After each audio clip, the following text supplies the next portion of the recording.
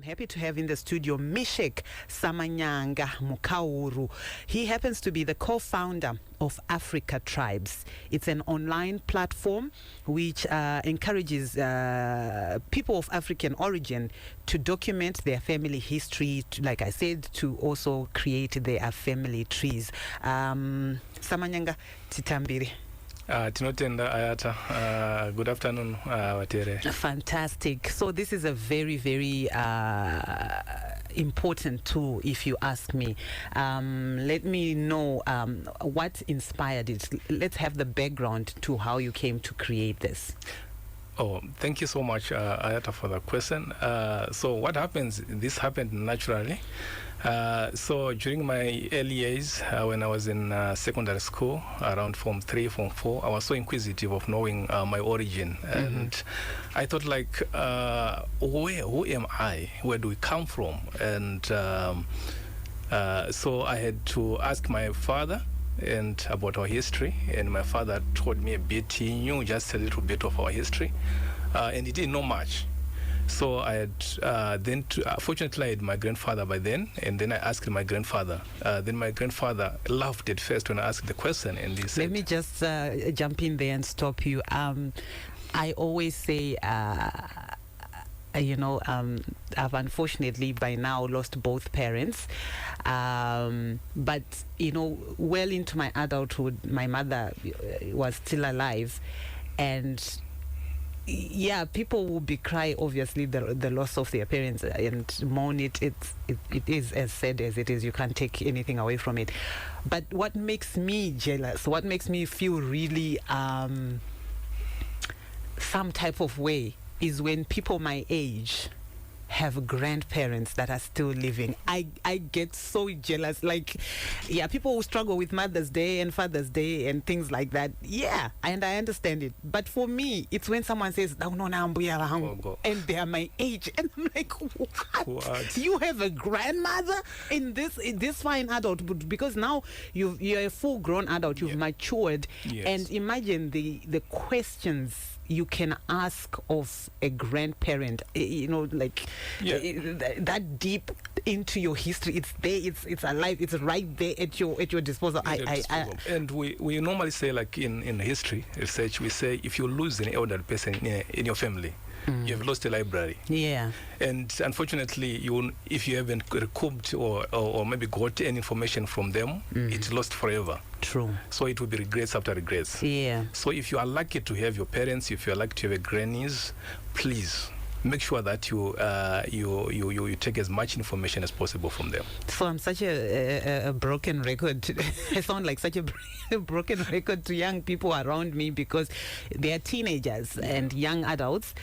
Sometimes, obviously, they are going through so much. They are not yet at the point where they can understand the value of having your grandparents around. But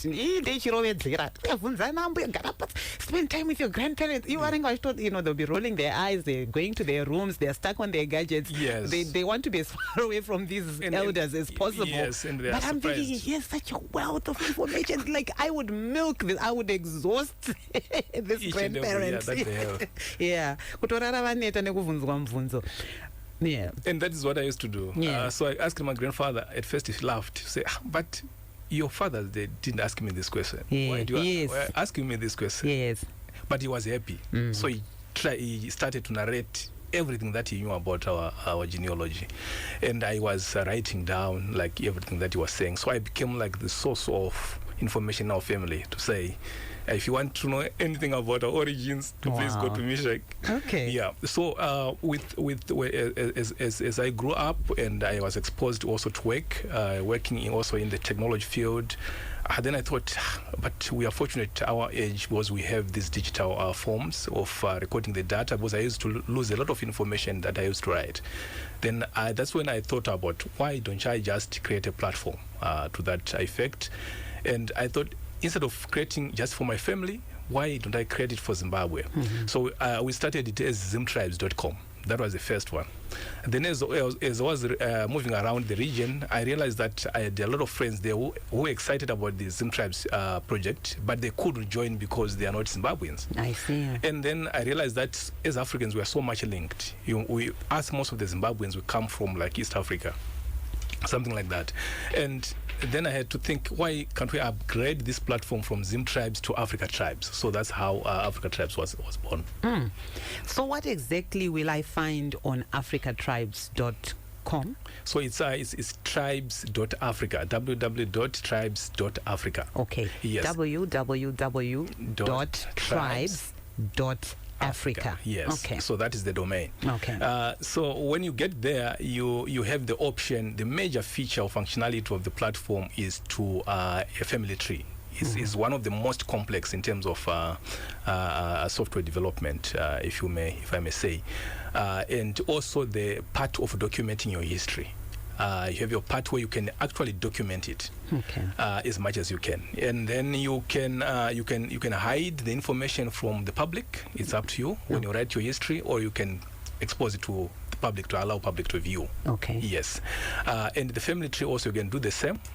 Some people want confidentiality, so when they build their family tree, we have two types of family trees. We have the free version, then we have also the premium version that is unlimited. It's also colorful, it's dynamic, it's quite exciting when you are building it, and you can build it just when you are chatting with your grandfather, grandmother. Once they are saying this was born by this got this, then you will be actually creating the family tree. Interesting. And where you are.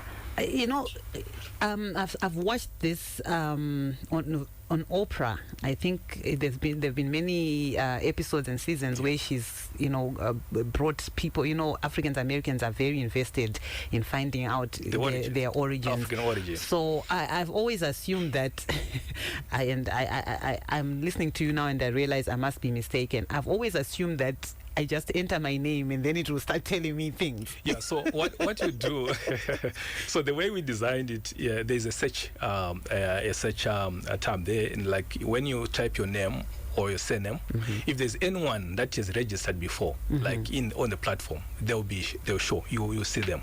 Like let's say for example, I type Samanyanga, so all the Samanyangas will come up like on the listed. Then you can see if there's any Samanyanga that there will be an option to join their family tree. I see. So if you join, let's say for example they built their family tree, they've got 60 members. Okay. So you don't want to start from scratch building yours. Okay. So if you join, like you click join, then it will send a message to the owner of the tree to say there is Misheck Samanyanga wants to join your family tree. And then the family tree, you have a copy.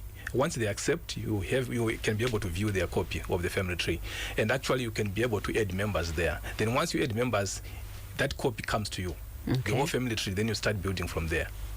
So it's so much exciting and experience. Thank you so much, 066. He sent a couple of pictures of a book titled "What's in a Name," which was written by Alec J.C. Pongweni.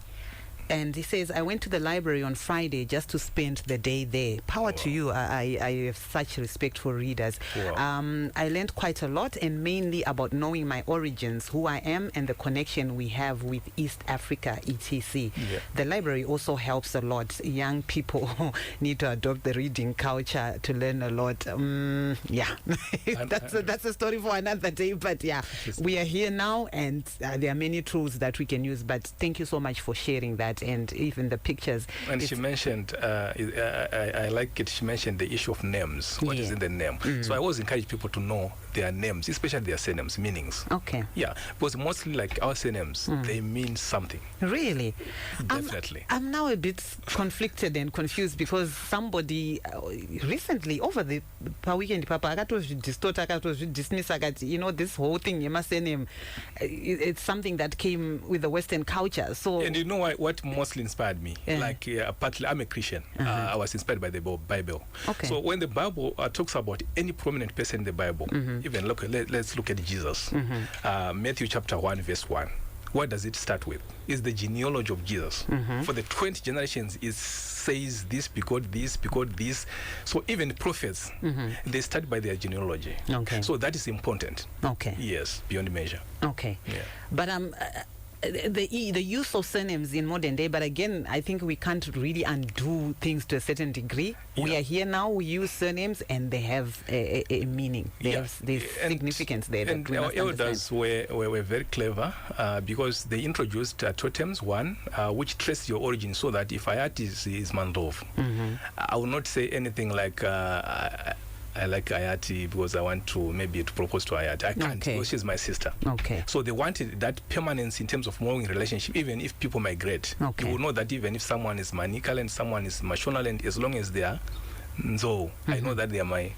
You are related somewhere. Yes, I'm related somewhere. Then the surnames.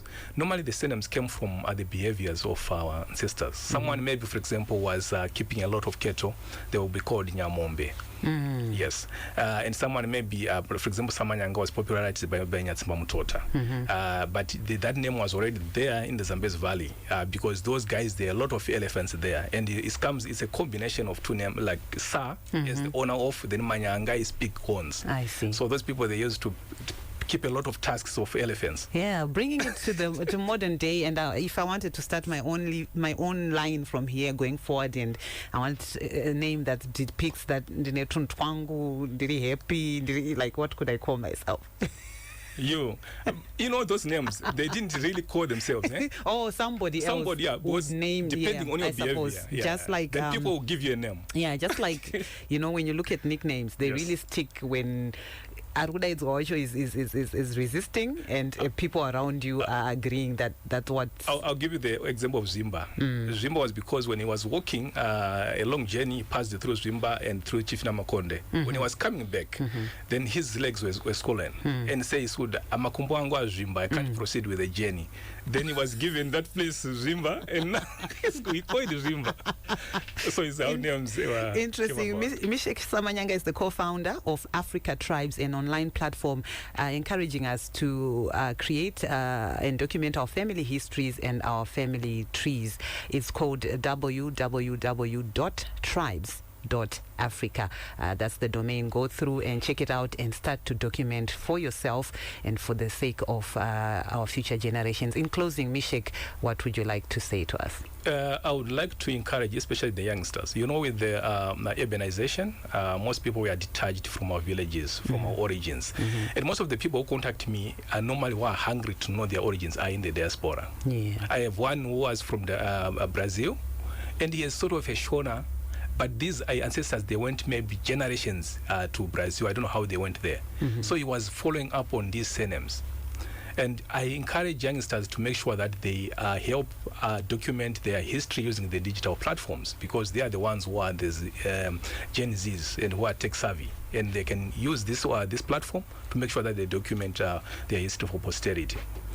Documenting our history for posterity, www.tribes.africa. And that leaves our time on your number one station at exactly 1 o'clock time for the